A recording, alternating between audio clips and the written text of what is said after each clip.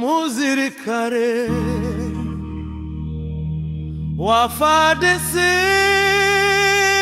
yasabiwe igifungo kuimiaka iktumi kubera kuifotoza somana shere shere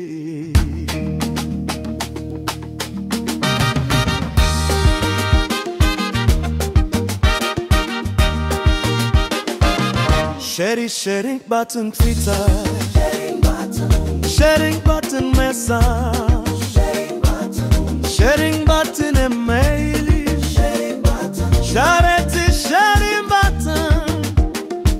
yanditse na taribabdu tanti10 button tansomfan ibitekerezo sarababiye bajara umusirikare mungabo za Repubulika iharanira demokarasi ya Kongo yasabiwe n'ubushinjacyaha wa gisirikare Kinshasa gufungwa imyaka nyuma y'amashusho yasakajwe ku mbuga nkoranyambaga yambaye imyenda ya gisirikare arimo gusomana n'umugabo bitegura kubana. Uyu musirikare ufite ipetiria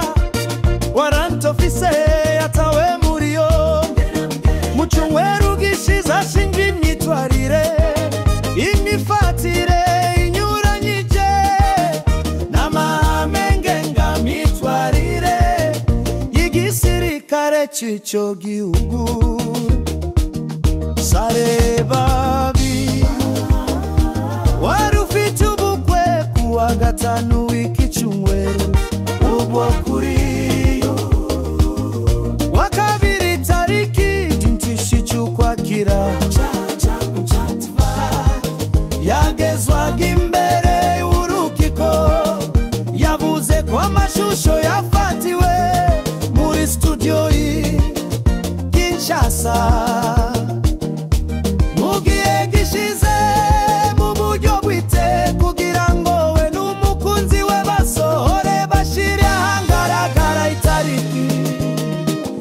imenyesha ubukwe bwabo agaragariza urukiko ko uwafashe ayo mashusho ariwe wayasagaje ku mbuga nkoranyambaga ntabumvikane bubayeho.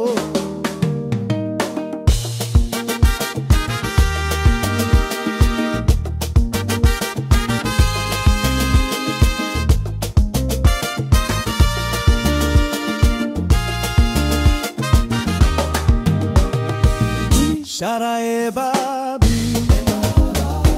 wari ufite ubukwe kuwa gatanu w'iki cyumweru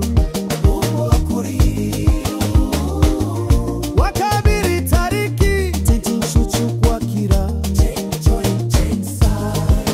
yagezwaga imbere y'urukiko yavuze ko amashusho yafatiwe muri studio yi Kinshasa